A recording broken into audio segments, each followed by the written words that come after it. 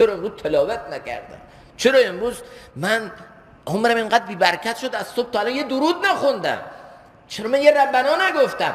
اگر این فکر در تو ایجاد شد، این درد در تو ایجاد شد، این احساس گناه در تو ایجاد شد، نشانه اینه که این دل هنوز صلاحیت و استعداد درست شدن رو داره، زنده است. اما اگه دیدی نه، طول روز غافله. ماهی رو استاد ما حضرت مولانا حکیم محمد اختر رحمت الله تعالی علیه زیبا می‌فرمودن، ماهی رو وقتی از دریا میگیری تب و تاب داره، بیقراره.